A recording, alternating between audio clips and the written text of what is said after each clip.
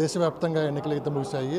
ఆంధ్రప్రదేశ్లో ఎన్నికలైతే కొంత వాడివేడిగా జరిగాయి. అయితే గెలుపు అయితే వన్ సైడ్ అని చెప్పి కూడా కొన్ని సర్వేలు చేయడం కూడా జరిగింది. ప్రస్తుతం మనతో పాటు మురళీమోహన్ గారు ఉన్నారు. సార్, ఈసారి ఎన్నికల తీరు, పోలింగ్ శాతం పెరగడంపై మీ అభిప్రాయం ఏంటి? వాళ్ళ ఆల్ ఇండియా లెవెల్లో ఇప్పటి వరకు జరిగిన ఎలక్షన్స్ అన్నింటిలోకి హయ్యెస్ట్ పోలింగ్ జరిగింది ఆంధ్రప్రదేశ్.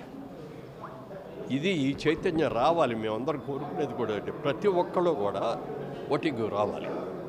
ఎందుకంటే 5 సంవత్సరాల భవిష్యత్తుని నిర్ణయించేటువంటి పవర్ ఉన్నట్టు ఓటు అనేది. ఇంట్లో కూర్చొని ఎండలో ఎక్కడికి వెళ్తాంలే, క్యూలో ఎక్కడి నుంచి ఉంటాంలే అని అడగటం అనేది తప్పు. అది మన జన్మ హక్కుగా ఉండాలి. అది ఈసారి చాలా బాగా వచ్చింది.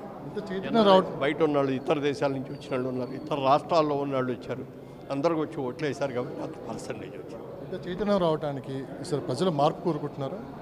డెఫినెట్గా ప్రజలు మార్పు కోరుకున్నారు కాబట్టి ఎంత వచ్చారు.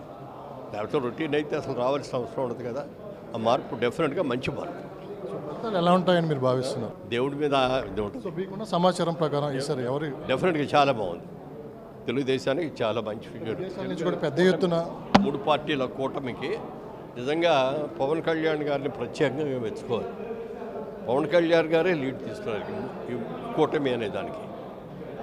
డెఫినెట్గా మంచి కూటమి అవుతుంది, బ్రహ్మాండంగా సక్సెస్ అవుతుంది.